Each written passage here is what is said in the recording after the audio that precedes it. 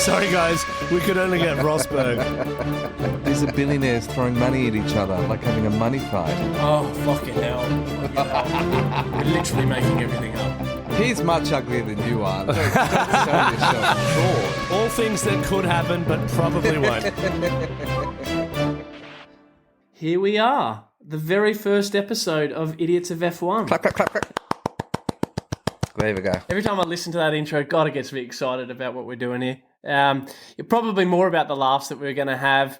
I think the audacity, definitely the audacity of some of the stuff that's going to come out of probably any one of our mouths. Some of the confidence levels are too high. Yes, yeah. So it'll be that element of pulling each other down.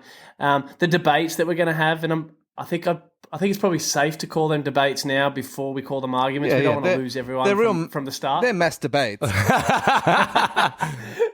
And probably mostly it's just going to bring up a whole bunch of questions, particularly about how entitled we probably must think we are for people to want to listen to us, particularly banging on about a sport. Does knowing that we're entitled lower our entitlement? No, I think it just makes us more entitled. Okay. Yeah, we're better for it. No, we're better for it. We're so entitled, we're completely aware of it. Entitled that we think people give a shit about us and our entitlement.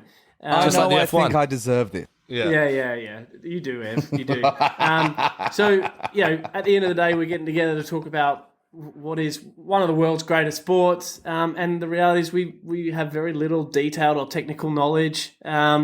Yet, here we are. The very first episode of Idiots of F1. The introduction of a podcast that is mostly about, could I say, a couple of fans of F1 who, back to that point about entitlement, we're gonna climb our ivory tower and get together to obnoxiously talk about and pass on our opinion with the genuine belief that it holds some weight. My name's Oli, and with me, I'm very lucky to be in the company of two of Australia's finest, Digby and Ev. Digby, welcome to the show, mate. Hello. Good to be here. I know you're biting at the heels to get stuck in. How are you, pal? Mate, I cannot wait. I'm counting down the days to the opening F1 race, which is sadly not in Australia this year. What's the first race, Bahrain or? I feel like that's probably something we should have known before rolling into the podcast. Yeah, I think it You seems told to me be not to jump in. It is. It changes every year at the moment. But yeah, I'm just really excited to see the new cars, the new teams, Russell and Mercedes. There's so much going on this year, and there's so much to talk about from the end of last year. It feels good to share our conversation with the 10 people who will no doubt be tuning in. There's our already ever-growing subscriber base. There's already dark clouds over Over Melbourne. this podcast. Given that it's in March or April this year. That's April, I think. April, yeah, and they're still going through their, at the time of recording, their Omicron surge. Yeah. And with no end in sight, even though apparently it's supposed to end quite quickly, the Omicron. But it's, you need to start building the track like a month or two in advance, I think.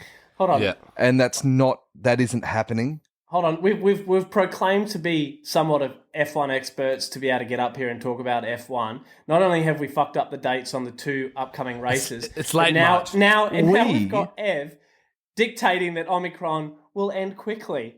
So we've gone from being sports experts to health experts, and that's the type of stuff you get. In South Africa, they had it. It did end fast in South Africa, so fingers crossed it does. It might not. Melbourne seems to be having it worse than everyone else. Oh my god! But fingers crossed they Sydney F1. That's what we need already. Street race over the bridge. Over the bridge. Hey, look!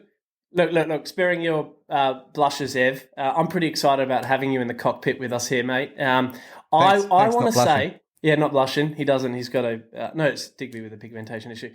I want to say, Ev, that you're potentially one of Australia's best kept secrets. Are you well, mate? Are you revved up?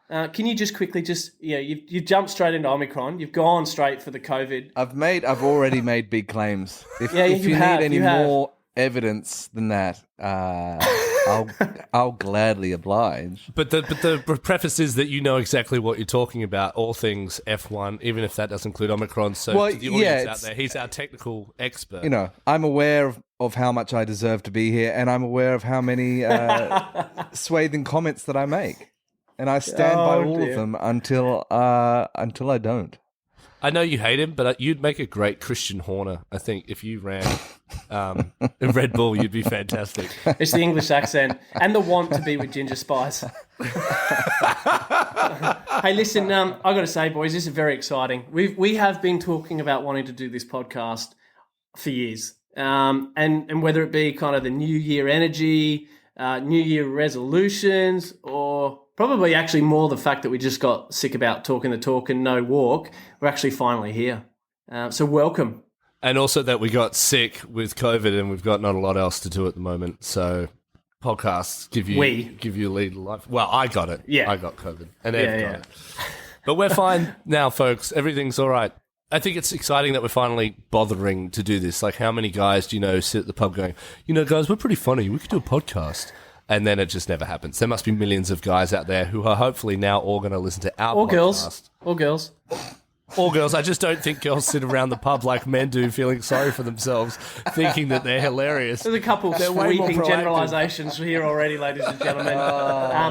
You know what, Digz? Just on that point about a whole bunch of people, I'm going to say people there sitting around thinking they should start a podcast and they never get around to doing it. There's also all those idiots like us who do it and end up just being useless. So let's hope that we're not in either of those buckets. Stopping after 2 episodes. Yeah. Hey, would it serve you guys well? I tried it once.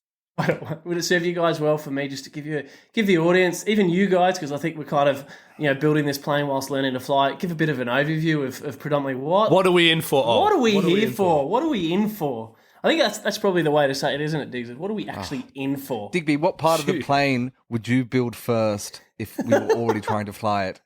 Because I need to know so that I can build the rest of the plane. Like, the drinks trolley isn't the priority here. Well, I guess the wings would be the first thing. One of those Japanese massage chairs. We don't need that in the plane. Fucking Digby. It's a good segue back to the complication of building a plane. Probably ladders itself quite nicely to the complication of F1. And I think that's predominantly why we're here, is that it's a very complicated sport. It's a DHL cargo plane that we're trying to build while flying.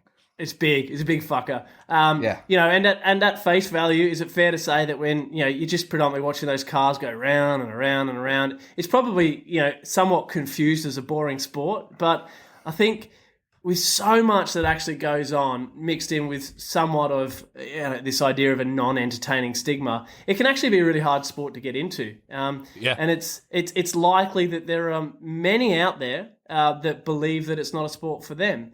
But and here comes the plug.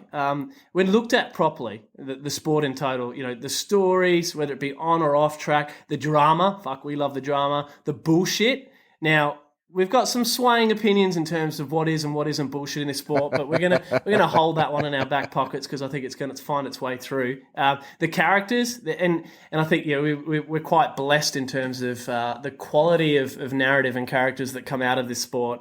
The fuck ups, the entitlement. I appreciate the irony of that comment, but also the stupid amounts of money that are just thrown around willy nilly in this sport. It's unbelievable, and for me, it's addictive. It must be the only sport where you actually have to have money to do it. Like, you must lose more money than you make just to try and stay in the sport. Really. It'd be like Donald Trump's kind of finances. You never actually get access to it. You wouldn't know. I think there's a beautiful halo that sits around the sport as kind of the rich people's sport. But look, there's a lot to say about those that have fought to get on the track, without being capable of paying their way. And let's not belittle it too much straight away. There is some unbelievable talent out there. And of course. And being the individual of the group that's got closest to F1, I like to hero the fact that that talent is hard to come by. Yeah, if anything, Ollie's proven that it's hard to come by. Yeah, just for the audience, Ollie's a go-kart driver. That's what he's referring to.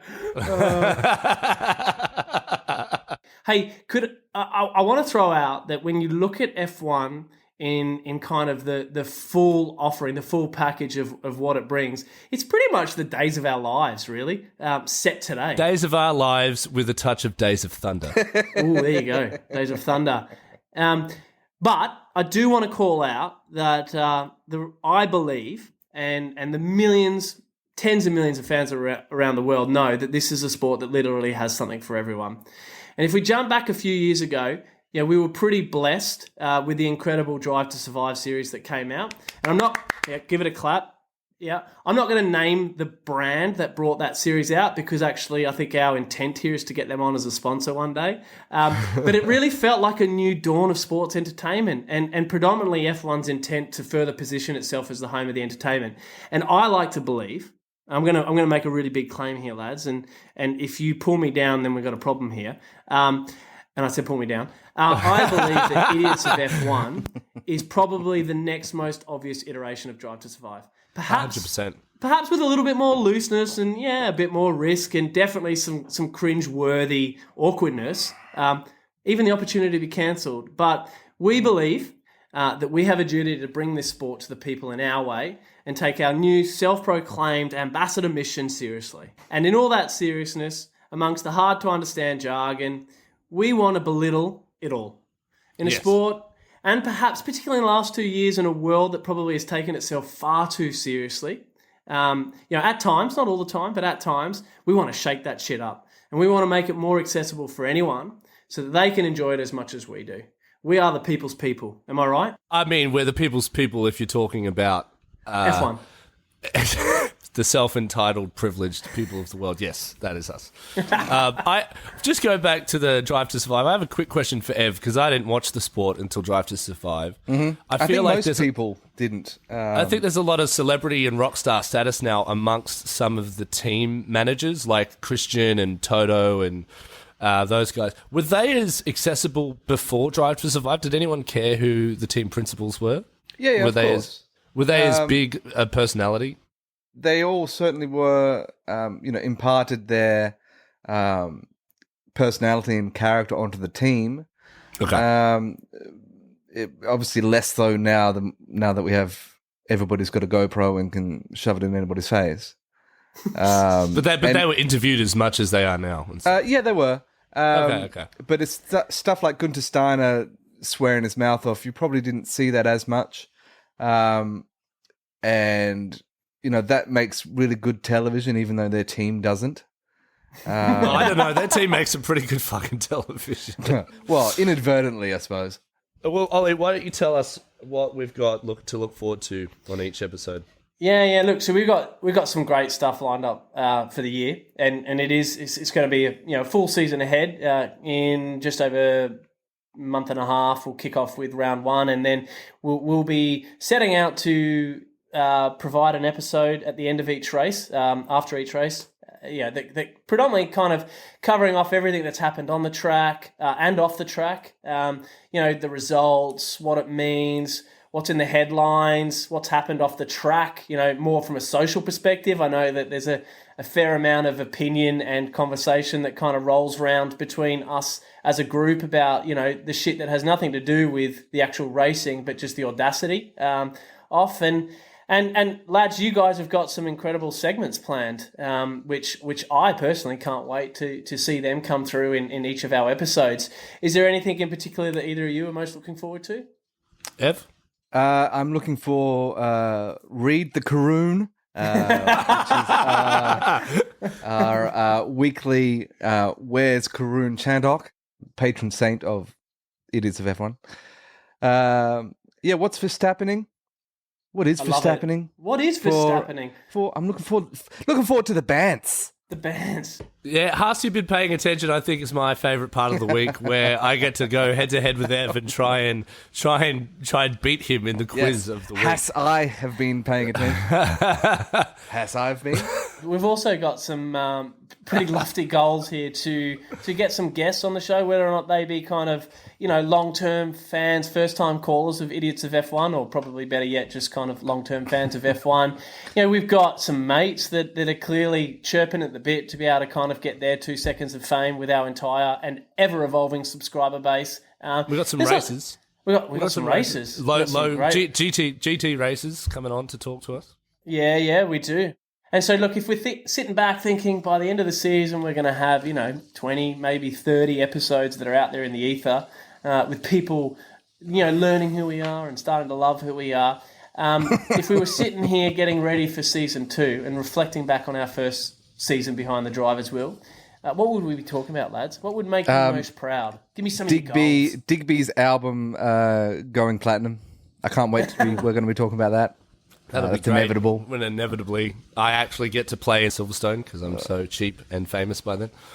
Well, actually, so speaking of playing at the F1, slight segue here, but for those that don't know, Digby is, well, in fact, both you and Ev are phenomenal musicians. But Diggs, you're in a band that has been lucky enough to be present at a couple of F1s around the world where you've been playing. So one of the goals that I just want to throw out there, and fuck, it's a lofty goal, but why not? Aim high, boys. Is that I would love to be in a position in 12 months' time to be looking back and saying, remember that time that we broadcasted live from X race? I'll let our future sponsor determine which races that's going to be, because they're going to be the ones that pay for us to go. But there you go. There's a lofty goal that I'd love to achieve. I think I'd be proud if I could just get like a one-word interview from any of the drivers if I'm lucky enough to be at Silverstone again. Lewis, do you have a minute for a quick question? No, sorry, mate. Great, thank you. One word. I've got an One word for you. exclusive of Lewis Hamilton from Silverstone post-race after crashing George Russell off the track at the end to win. Lewis, are you a victim? No comment. Okay, so we've spoken about, maybe we'll get some drivers on. I want us to get Karun on our show. So for any of our listeners out there that know Karun, if you're listening to me, at some point you will fall in love with us also. Karun wants to be on this show, I'm telling you. I could, absolutely. But I want him on the show. Absolutely. And, if we're going to aim high, Karun is up there. And if I could take that one step further, then Danny Rick, as the Australian on the field, we want you here, Danny. Give us a shout. Whatever Daniel we haven't wants, got an Daniel email gets, address. and Daniel wants to be on this podcast. Yeah. Daniel wants to be on this podcast too. Maybe we could double team him, with Karun and Danny Rick in one go. But I think that's that. There you go, boys. 2 massive goals. And if we don't deliver on them, then it's going to be harder to fight for our sponsor rights next year. And that's our big request to the interworld web wide. Do your thing, internet. Any relations? Let's find Karun and get him on the podcast. Ev, anything from you, mate? I'm looking forward to getting annoyed by people I don't want to talk to on the street. Or in the podcast studio. Yeah, that's right. Yeah, leave me alone, Karun. Just end call. This is the 5th time Ignore. He keeps calling me. No, I think I'm looking forward to. I think this season coming up could either be extremely exciting or maybe a bit of a wet squib. There's already been talk of these new cars not actually performing the way that the FIA had wanted them or expected them to, and the cars actually don't follow each other any better than they did before. That's the problem, because that's kind of everything that the new season's been banked on, isn't it? If you weren't how close aware, you can get. Up until from about the last 10 years or so, cars have been getting bigger and cars have been getting heavier and creating more wake, which means it's harder to travel behind the car in front, which means it's harder to overtake. I'm really keen to have this content. I didn't have this when I was getting into it. Nobody else has really had something that's digestible that I can listen to for 25 minutes and get everything that I need to know. I would love for somebody out there to collect just a tally of how many people we can possibly offend in one episode. We encourage emails and tweets and inboxes on our Instagram. If you're offended, let us know, and we will read out your email. Have we got an email address yet? I don't even think we're there yet. No, but we do have. We have an Instagram. Idiots of F1 is the Instagram, one word. So if you want to get on there, abuse us, block us, on the socials. I'll get Twitter happening by the time this comes out. So tweet. I'll first episode. I'll give you the actual @ for right. Twitter, because no doubt we'll be active on every race, really, really riling up those passionate fans, whether they be Mercedes or McLaren or Haas, I guess. I don't like social media at the best of times, let alone at the worst of times. All right, lads. Well, look, it's only a matter of a few weeks away now from the green light of the new Formula One season. Probably the most anticipated season in years. And look, as we roll into it and through it, we've clearly got this romantic idea that the idiots of F1 are going to be there for our audiences and for the new and old fans every step of the way. If not clearly if not emotionally, always emotionally. Yeah, have a social media hug. Only emotionally for me. Only emotionally, yeah. Yeah, there's nothing rational coming out of this, is there? And look, Says the emotionally stunted man. Yeah. Wait, who? Me or him? I'm too emotional of anything. To decide. Yeah, I like it. Yeah, Hey, find out in episode 10. Thanks to the technology and the ability for any old fool to just grab a microphone and broadcast their nonsense into the world, the reality is we're going to be in everyone's pocket. So when everyone was out there sitting there, on New Year's Eve some weeks ago, and they were asking for that just that one thing for 2022, well, here it is, gents. We are that thing. You're welcome. You asked. You are welcome. You are welcome. You didn't even have to ask. We were going to do it. We're here for Hey, it. look. So and speaking I'm a generous lover. So I say. I'm so entitled that I just assume that I am. One day, some girl will find out what kind of love you are, Ev, I'm sure. And look, speaking of 2021, in the next episode, in prep of the new season, we're gonna dive into a bit of a summary of last season. So again, every element of last year, not just kind of what happened in that last race. For those that don't know what happened, tune in next time. We'll give you a recap of sorts to get everyone up to speed, and we've got some ground to cover. Yeah, that's right. In just a few words, who's going to win it? Who, both constructors and individual. Let's make some predictions now that we can be held account to. I think Ferrari might come good. It's been a long time. Well, hold since on. they've You're been calling good. Ferrari for championship? No, I think it's still going to be Mercedes and Lewis. What's going to be interesting is that this year, Perez has come out saying he's not going to be He's come out? the number 2 driver. Like, he doesn't want to play. Does he get to decide that, does he? Well, yeah. But you can imagine that Russell's probably going to take points off of Lewis. And if Perez starts to take points off of Verstappen for as long as he can until he gets shut down, that could play a really interesting part. The first few races could decide the last few races. But I still think that Mercedes, they're the ones who got the jump on everybody in the hybrid era, and nobody caught them for 10 years. Except Michael Massey. What about you, Diggs? Look, it's hard to get my heart away from my head with the decision. I would love to see Ferrari do better, but I really, really want to see McLaren up there. I want to see Danny perform. We know Danny's going to disappoint us so many weeks this year. He promises so much. We're trying and to can get him on often the podcast. deliver so little. Yeah, Well, come and yeah. prove me wrong, Danny. Prove me wrong. So I reckon Ev's Come on this probably right. podcast and prove us wrong. To differentiate, I'm going to be different from Ev. I'm going to call Russell as the champion because you guys know I love Russell. But I think if Red Bull keeps doing what they're doing, they'll get constructors this year. Let's say they'll get constructors. And look, I don't want to get into it now, but this is the shit I'm looking forward to talking about. Is just calling Russell out to be the potential champion when we know the political and the social theories at play for Lewis to come back and win his 8th championship and be crowned the best of all time. I just can't see Mercedes letting George Russell win. Well, I was just going to ask, do you think him losing last year will now mean that Mercedes are thinking twice? Like, I would have assumed that Russell was coming in as the number 1 driver. Do you think now they're like, we kind of want Lewis to win his 8th championship? And they'll claim they don't have a number 1 driver. But look, perfect segue to my prediction. And I think Lewis is a wounded dog. And albeit the fake news of today is reported that he was considering retirement, I think he'll come back faster and stronger and more committed there's than no ever. way he'd retire. We've definitely got to have a segment, Headline Hill, where we just say the headlines without diving to the substance. Yeah. Of the We'll report. let the audience make up their own conclusions of what the headline means. There are lots of I've people got out there I've who got a only mate- read I've the got a- headlines. I got a mate named Will. Often we call him Wandering Will, who tends to just kind of throw headlines Friend of the show. around and Friend of the show. Yeah, friend of the show. Yeah, there's a few.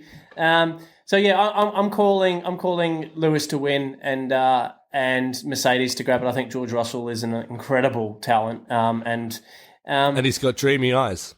he's got dreamy eyes. He is a good-looking lad, isn't he? So there you go. Either way, it's going to be interesting. So make sure you hit the subscribe button or whatever the fuck you're supposed to do. With Give the us podcast. 5-star reviews, Give us whatever you do. 5-star Follow reviews us. so that we can slide into your DMs. Because that is probably a wrap. Clap, clap, clap, clap. And until next time, gents, There we go. yours in racing. Play the music, DB. Play the outro.